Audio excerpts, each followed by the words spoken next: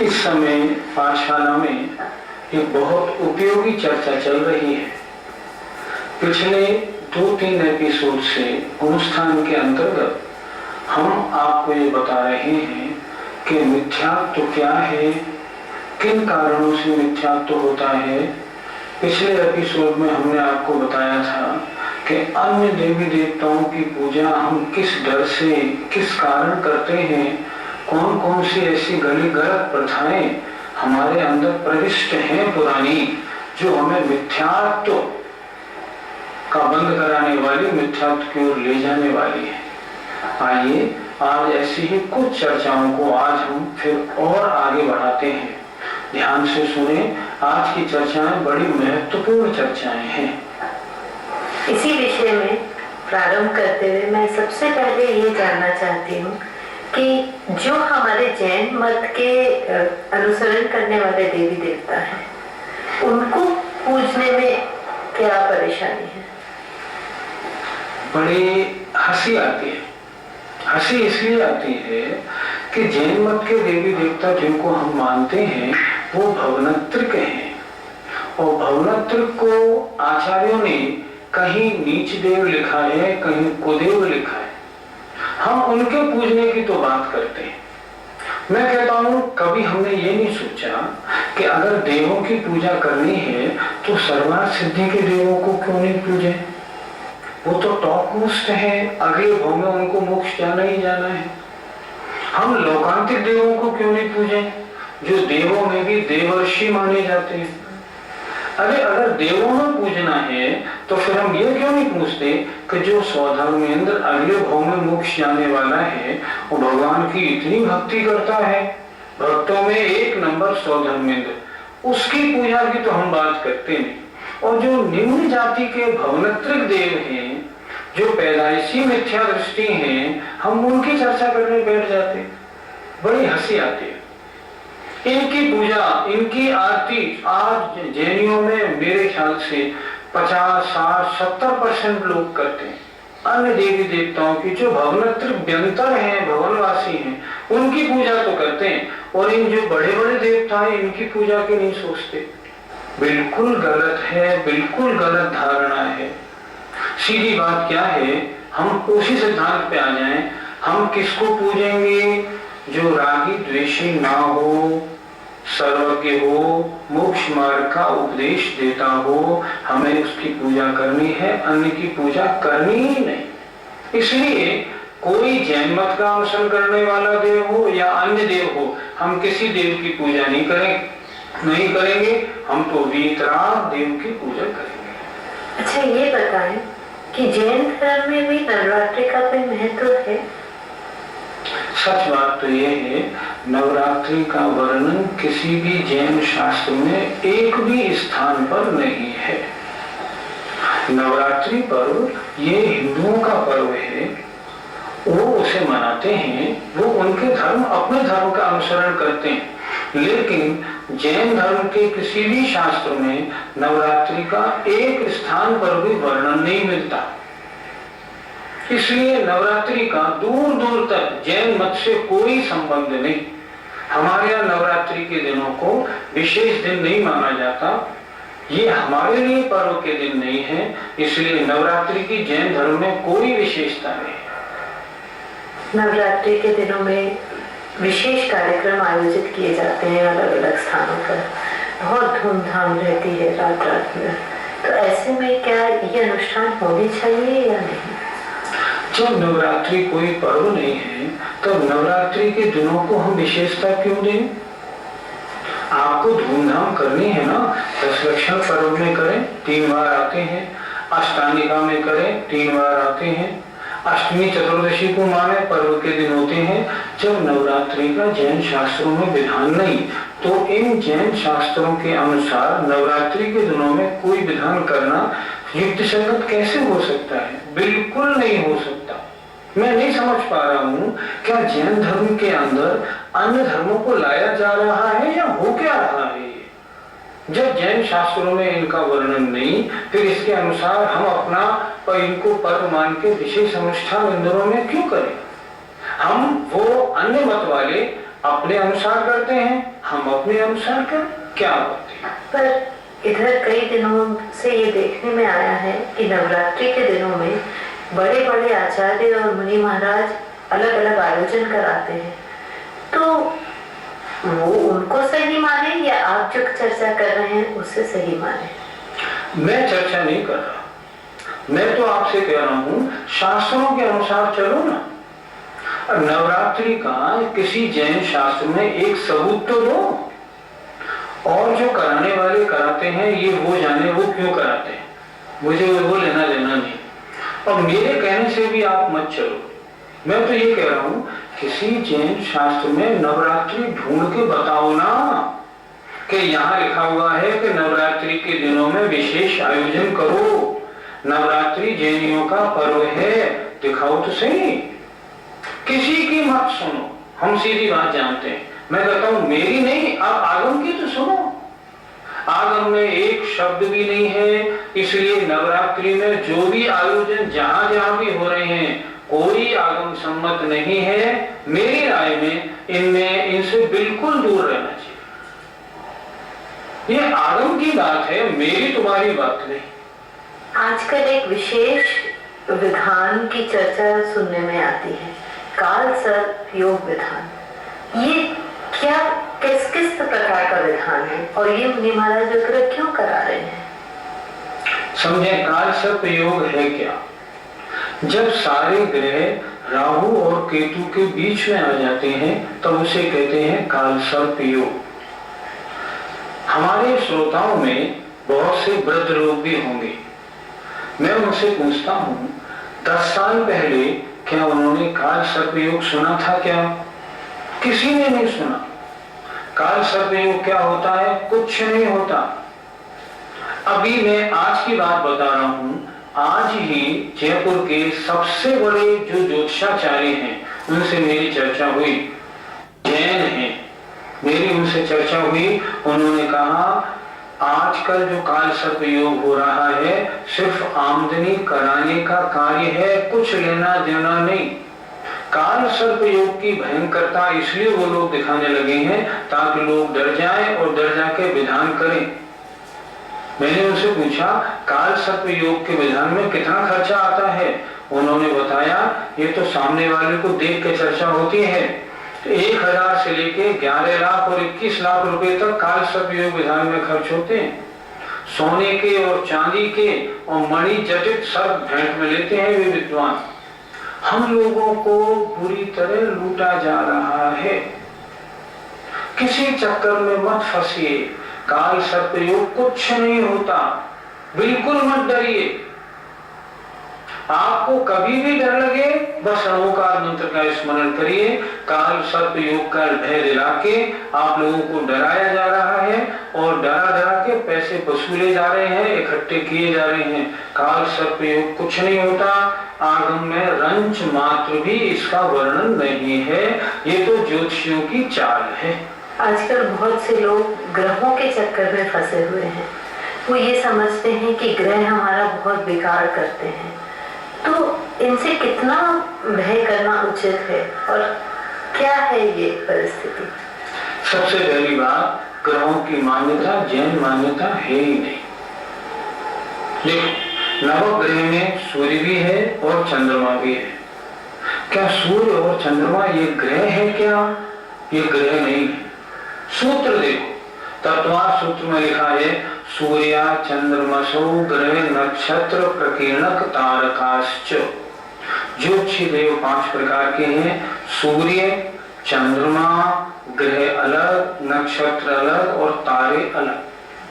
सूर्य और चंद्रमाओं को ग्रहों में ले कैसे दिया? ये जैन मान्यता ही नहीं है, ये ग्रह है ही नहीं। दूसरी बात, ये नवग्रह जो चलते हैं ना, ये नवग्रह ये आकाश में अपने हिसाब से अनादिकाल से गमन कर रहे हैं। क्या ये हमारा अनिष्ट करते हैं? कुछ भी अनिष्ट नहीं करते। तो क्या है ये मामला? नहीं, इनके गमन से ज्योतिषी लोग आपके भविष्य की बातें बताने की कुछ कैलकुलेशन कर लेते हैं और भविष्य की बातें बताते हैं। तुम्हारा ये अनिष्ट हो जाएगा, तुम्हारा ये हो जाएगा। लेकिन वो अगर इन ग्रहों को हम पूजे, इनके माध्यम से हमें भविष्य का कुछ गणित मालूम पड़ा, लेकिन इनके पूजने से क्या कुछ हो जाएगा? कुछ नहीं होगा। तो क्या इनका कोई प्रभाव भी नहीं पड़ता जिस तरह बता? नहीं, कोई प्रभाव नहीं पड़ता। ग्रहों का हम पे कोई प्रभाव नहीं। इन ग्रहों के द्वारा हमें अपने भविष्य काल की जानकारी मात्र होती है और कुछ नहीं होती। क्या ये ग्रह हमारा अच्छा बुरा करते हैं? कुछ भी नहीं करते। इन ग्रहों से हमारा कोई लेना देना नहीं। ये तो अनादिकाल से अपने घूम रहे हैं, घूमते रहेंगे। ये ना हमारा अच्छा करते हैं ना हमारा बुरा करते हैं। हम लोग फालतू दुखी हो रहे हैं। हमारे जैन मत में इनके ग्रहों के चक्कर के लिए कोई व्यवस्था नहीं, इसलिए बिल्कुल नहीं डरना चाहिए। आचार्य विद्यासागर जी के पास एक बार एक सज्जन आए, मैं बैठा हुआ था। उन्होंने कहा, आचार्य जी, मैं ग्रहों से बड़ा पीड़ित हूँ, ये नवग्रह के मारे मैं बड़ा दुखी हूँ। आचार्य जी मुस्कुराए। उन्होंने कहा, भैया ग्रह कितने होते हैं? कि 9। उन्होंने कहा, नहीं, ग्रह होते हैं 10। 9 तुम्हारे, 1 हमारा परिग्रह, 10 ग्रह होते हैं। तो वो तुम ऐसा करो, एक परिग्रह को छोड़ दो तो ये ग्रह तुम्हारा कुछ नहीं बिगाड़ पाएंगे। और हम जो परिग्रहवान लोग हैं ना, तो डरते हैं। काल सर्प योग, डरने लगे, ग्रह डरने लगे। हम हर काम में डरते क्यों हैं? हमारे परिग्रह, हमारे परिवार को कुछ गड़बड़ नहीं हो जाए। सम्यक दृष्टि जानता है, जब तक लाभांतराय का उदय नहीं, रुपया जाने वाला नहीं। जब तक किसी की आयु समाप्त नहीं, कोई मरने वाला नहीं। इसलिए वो रंच मात्र भी नहीं डरता। वो ग्रहों के चक्कर में कभी भी नहीं पड़ता। इसलिए इन ग्रहों के चक्कर में कभी मत पड़िए। नवग्रह विधान कभी मत करिए। अरे नवग्रह विधान में क्या है? भगवान की तो पूजा है। नहीं, आपका आशय तो गलत है। आपका आशय क्या है? हम भगवान की पूजा क्यों कर रहे हैं? हम भगवान की पूजा कर रहे हैं ताकि नवग्रह से होने वाला जो अनिष्ट है वो शांत हो जाए। ऐसा कुछ नहीं होता। बिल्कुल नवग्रह से डरने की कोई बात नहीं। जैन शास्त्रों में मैं कहता हूँ सारा प्रथमान योग पढ़ डालो, कहीं तो लिखा हुआ दिखाओ कि नवग्रह की शांति के लिए उस राजा ने फलाना विधान किया। एक प्रकरण आपको नहीं मिलेगा। पंचम काल में मिथ्यात्व का बड़ा बोलबाला है। तमाम न मालूम कौन कौन सी नई बातें हमें जबरन मिथ्यात्व की ओर खींच के ले जाने वाली लोगों ने बना दी है। इनसे बचना चाहिए, डरना चाहिए, दूर रहना चाहिए। आजकल तो बहुत से साधु भी नवग्रह अरिष्ट मंडल विधान करा रहे हैं और पूजा की किताबों में भी इस विधान की पूजन आदि मिलते हैं। तो ये सब क्यों हो रहा है जब ये ऐसा होना उचित ही नहीं है? कुछ नहीं, ये भोले भाले अज्ञानी जीवों से फायदा उठाने का एक तरीका है और कुछ नहीं। सब बिल्कुल गड़बड़ है। मैंने एक बार पूजन की किताब उठाई और मैंने पूजन के जो प्रकाशक महोदय थे उनको फोन लगा के मैंने कहा, आपने अपनी पूजन की किताब में नवग्रह अरिष्ट निवारक विधान क्यों बना दिया? ये क्यों आपने ये पूजा लिख दी नवग्रह अरिष्ट दूर करने के लिए? उन्होंने कहा, साहब है तो गलत। स्वीकार किया उन्होंने, है तो गलत, लेकिन आजकल लोग बात शनि का निवारण करने के लिए शनिश्चर देव की पूजा करने जाते हैं। कम से कम ये वहां न जाएं, इसलिए हमने ये पूजा बना दी है। लेकिन हम भी जानते हैं, वो खुद कह रहे थे, मैं जानता हूँ ये नवग्रह कुछ भी नहीं करते, लेकिन उनको रोकने के लिए मैंने ये पूजा लिख दी है। देखिए कितना आशय गड़बड़ है। अरे स्पष्ट क्यों नहीं लिखते कि नवग्रह हमारा कुछ भी बिगाड़ नहीं करते? लेकिन ऐसा नहीं लिखते। लेकिन उन्होंने पूजा ली और छाप दी और हम अज्ञानी भोले वाले पूजा को करने लगे। हमको समझते तो है नहीं, उनको करने लगते। आजकल हमने देखा बहुत से विधानों के अंदर देवी देवताओं के खूब अर्घ लोगों ने घुसा दिए और वो देवी देवताओं के अर्घ को सब हम लोग अज्ञानी लोग सब चढ़ाने लगे। क्या हम जैन मत को क्यों नष्ट करने जा रहे हैं? सोचे तो से। नवग्रह अरिष्ट निवारक ये पूजा विधान बिल्कुल आगम के अनुसार नहीं है। ध्यान रखिए, इनसे बचना चाहिए, बिल्कुल मत डरिए। वर्तमान में तो नवग्रह अरिष्ट मंडल विधान निवारक विधान तो छोड़िए, मंदिर भी बनाए जा रहे हैं। नवग्रह अरिष्ट मंडल निवारक मंदिर, तो उसमें तो भगवान की ही प्रतिमा विराजमान करी जा रही है, तो उसमें फिर क्या आपत्ति है? सुनिए, आप वहां दर्शन करने गए, क्यों गए? इसलिए गए कि नवग्रह से होने वाला अनिष्ट ना हो। आप तो वैसे ही मिथ्यात्वी बन गए, वहां क्या पूजा करेंगे आप? ऊपर मंदिर में लिखा हुआ है नवग्रह अरिष्ट निवारक मंदिर। नवग्रह अरिष्ट कुछ होता ही नहीं, जब अनिष्ट होता नहीं तो उसको निवारण मंदिर क्यों लिखा? ऊपर लिखो ना चंद्रप्रभु भगवान का मंदिर। आप खुद लोगों को भ्रमाने में लगे हुए हैं। मैं तो कहता हूं जिन ट्रस्टियों ने ऐसे लेबल लगाए हैं उन्हें अपना लेबल बदलना चाहिए भैया। क्यों भरमा रहे हो हम लोगों को इस तरह? लिखो ना चंद्रप्रभु भगवान का मंदिर। वो नहीं लिखेंगे। मैंने एक सज्जन से कहा था आपने ये टाइटल क्यों लगाया? उन्होंने कहा अगर हम चंद्रप्रभु भगवान का मंदिर, मनसुबरनाथ भगवान का मंदिर लिखते हैं ना तो लोग दर्शन करने नहीं आते। हम लिखते हैं नवग्रह अरिष्ट निवारक मंदिर तो लोग दौड़े दौड़े चले आते। भोले भाले लोगों का क्या नाजायज फायदा उठाने के तरीके लोगों ने ढूंढ लिए हैं। जब सोचते हैं, विचार करते हैं, बहुत कष्ट होता है। देखो तो सही ये हो क्या रहा है? ये सब मिथ्यात्व है, सब गलत धारणाएं हैं। आप शांतिनाथ भगवान की पूजा, चंद्रप्रभु भगवान की पूजा करो, कोई आपत्ति नहीं, लेकिन नवग्रह अरिष्ट निवारण के लिए अगर की जाए ना तो गलत है, बिल्कुल गलत है। अभी इधर 5 सालों में कुछ ऐसे प्रकरण सामने आए हैं जिससे ये देखा जा रहा है कि स्पेशली शनिवार के दिन, सैटरडे के दिन मुनीश्वरनाथ भगवान के मंदिर में बहुत भीड़ रहती है। अतः लोग पहुंचते हैं दर्शन के लिए। इसके क्या कारण है? इसका कारण है अपनी गलत धारणा। हम भी देखते हैं, हम सांगानेर में पूजा करने जाते हैं तो हम देखते हैं भगवान मुनीश्वरनाथ की मूर्ति के आगे शनिवार के दिन 50 दीपक जलते हैं और बाकी और 6-7 दिन नहीं जलते, हफ्ते में एक ही दिन जलते हैं। हमने पूछा भैया ऐसा क्यों? कि ये मुनीश्वरनाथ भगवान शनि ग्रह के दोष को निवारण करने वाले हैं, इस कारण। हमने उनसे पूछा लोगों से, क्या मुनीश्वरनाथ भगवान में ऐसी कोई विशेष शक्ति है जो शनि ग्रह का निवारण कर सकते हैं? क्या महावीर भगवान में उस शक्ति की कमी मानी जाए जो इस ग्रह के दोषों को, हालांकि दोष ही नहीं होते, पर इस ग्रह के दोष को मुनीश्वरनाथ भगवान दूर करेंगे और मल्लिनाथ स्वामी नहीं करेंगे? तो मल्लिनाथ भगवान फिर हीन हो गए क्या? क्या सोम के कष्ट को चंद्रप्रभु स्वामी दूर करेंगे और भगवान नहीं करेंगे? तो क्या और भगवानों में कुछ कमी है क्या? सब गलत धारणाएं। हम लोगों में कितना मिथ्यात्व घुस गया है, सोचो। कुछ नहीं, सारे भगवान समान शक्ति वाले हैं। कोई भगवान किसी ग्रह के कष्ट को दूर नहीं करता। हम उन भगवान की पूजा आराधना करके स्वयं अपने असाता वेदनी कर्म को नष्ट करके उसे साता वेदनी बना लेते हैं। देखो ना, मानतुंग स्वामी को जेल में बंद कर दिया, भगवान आदिनाथ की पूजा की और बाहर आ गए।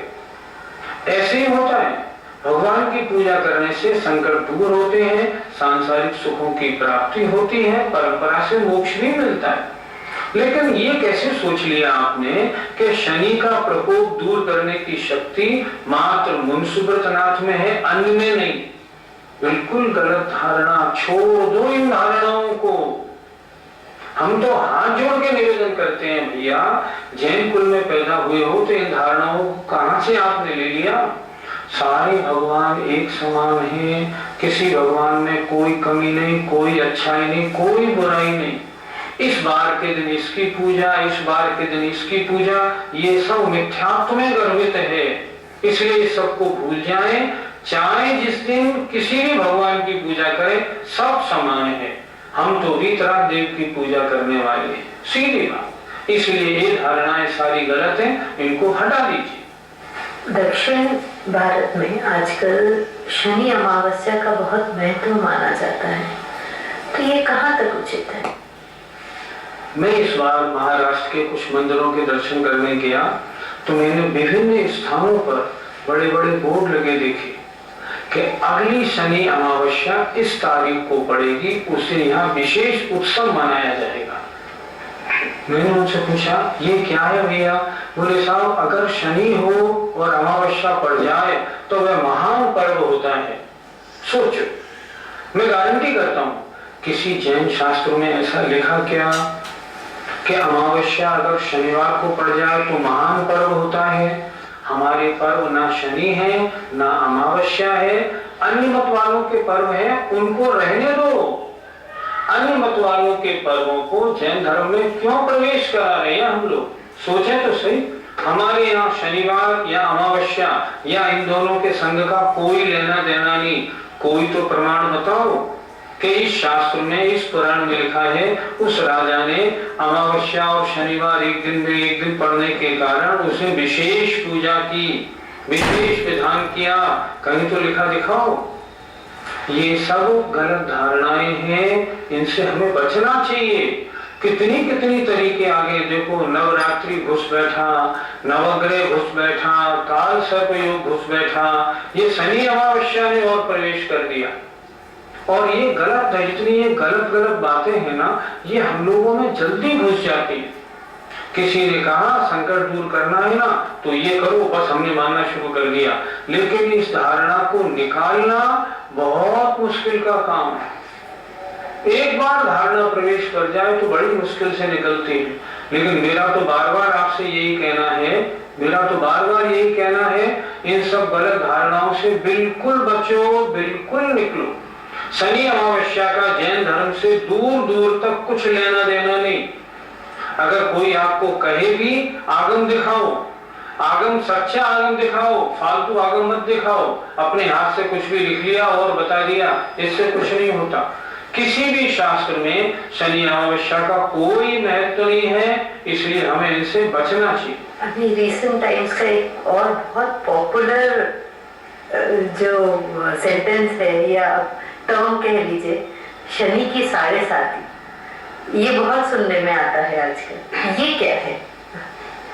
जैसे और सब चीजें बेकार हैं, बोगस हैं, पाखंड हैं, अंधविश्वास है, गलत फहमियां हैं, शनि की 7.5 भी गलत फहमी है, कुछ लेना देना नहीं।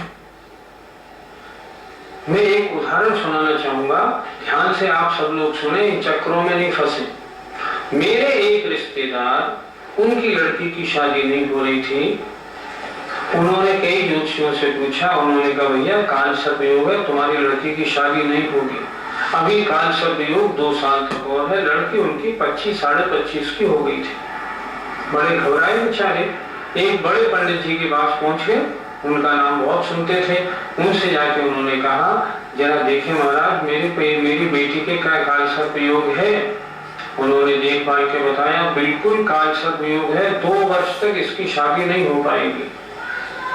उन्होंने पूछा क्या करना चाहिए? देखो मैं इसका विधान करवा दूंगा, काल सर्पयोग दूर हो जाएगा, तुम्हारी बेटी की शादी हो जाएगी।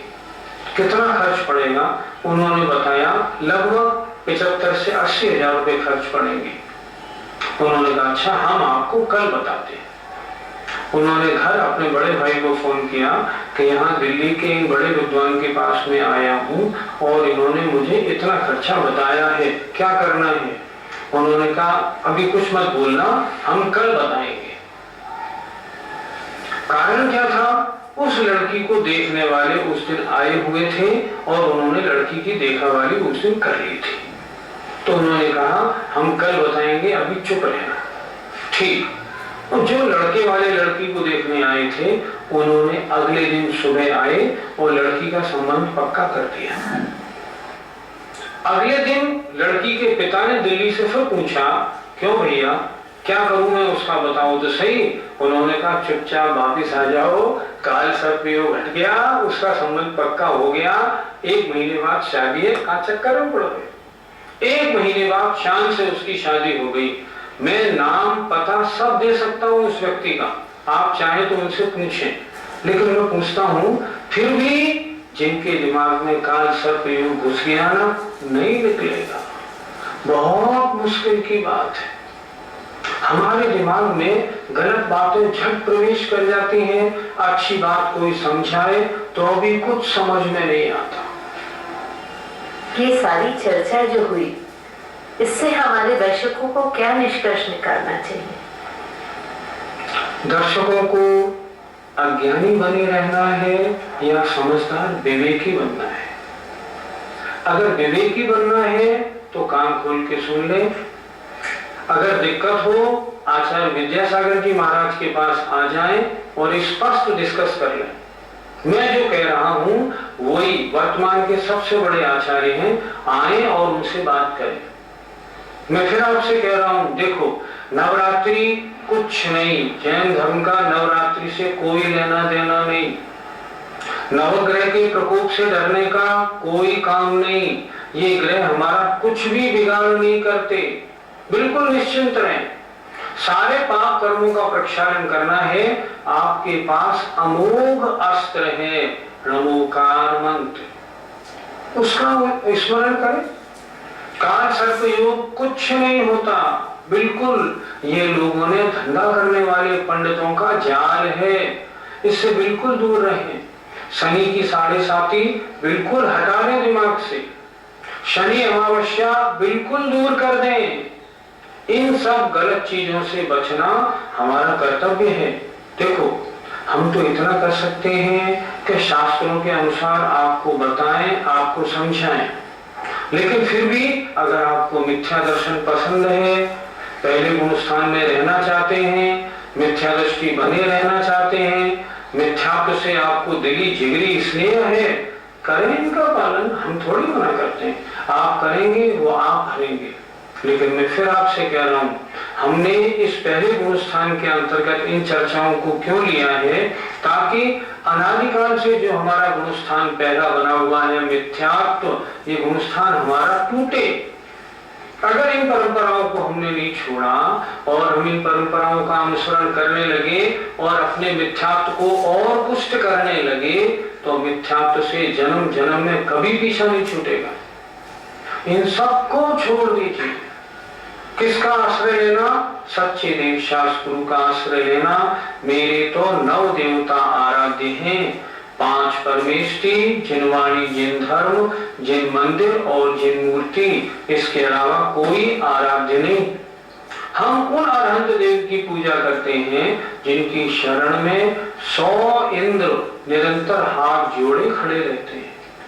उनकी पूजा करने वाले हम लोग, और हम किन की पूजा में, किन चक्करों में फंस गए। किसी की बात मत सुनिए, आप तो आगम की चर्चा करिए।